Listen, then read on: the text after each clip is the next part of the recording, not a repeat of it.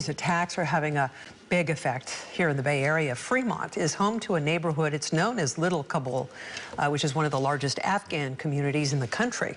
Joining us now to talk about how this is affecting people here in the Bay Area is Harris Mojadedi. He is with the Afghan Coalition in Fremont. Harris, thank you for being with us tonight. Such a horrific series of attacks today. How are you as an Afghan American processing this tonight? Gosh, well, first, thank you for having me on this evening. My thoughts and prayers are with the families and loved ones of our fallen soldiers who are there to ensure that our citizens, our Afghan allies, were able to evacuate. So my thoughts and prayers are with them. But I want to highlight that what we're seeing, this devastation, everything that we've been witnessing this past week, this is nothing new to the Afghan people. We have endured 40 years of violence, and so this is nothing new to us.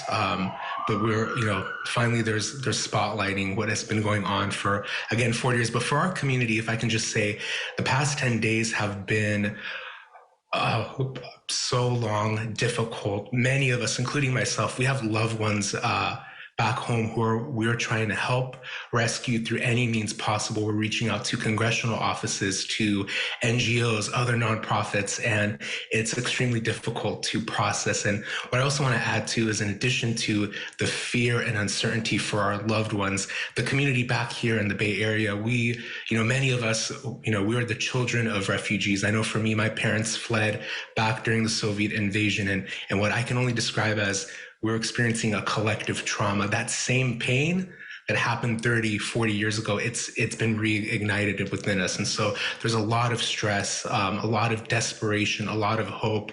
Our community, we want so desperately for all of our American citizens, our green card holders, and our allies who have worked the past 20 years to support our government and who share the same ideals and values as we do. We want them to be able to seek refuge, because we know that after August 31st, there will be a veil of darkness. And so it's so incredibly important for us that we evacuate all, again, our citizens, our green card holders, and again, as the president had mentioned, our Afghan allies. Harris, we understand that some of the evacuees are actually being received in Fremont. Do you know some of those people, and how is their trauma being treated?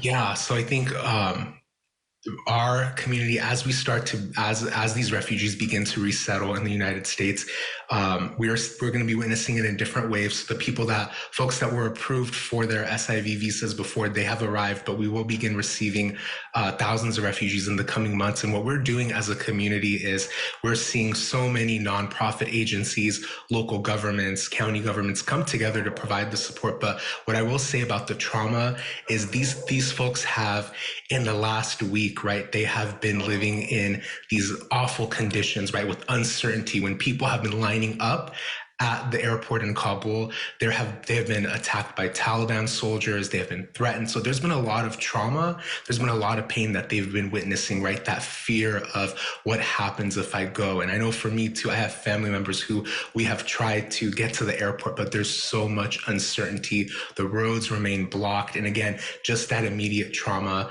it's alive and well with them as we receive them here.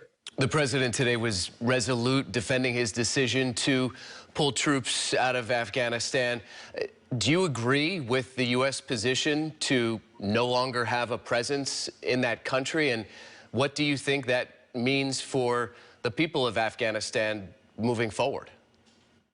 Well, what I'll say is that, again, my parents fled during the Soviet invasion. And so the Taliban were in power once before, right, in the late 90s. And when the United States went in 2001, it created hope. It created hope for the first time for so many Afghan people. I have cousins that girl cousins that grew up in Afghanistan, where they were able to get an education, where there was hope, where there was a promise for them. And so as we leave, right, you have an entire generation of women and girls who have excelled in their education, who have been able to provide to their country. And now their lives remain on the line. It's uncertain. And so I think we will see ramifications for this decision, but at this time, I really want to reiterate that it is so important that we allow those that need to evacuate, those that have worked for the U.S. government, those that have been educated at the University of America, or have any other affiliations. We really need to ensure that they all can be evacuated.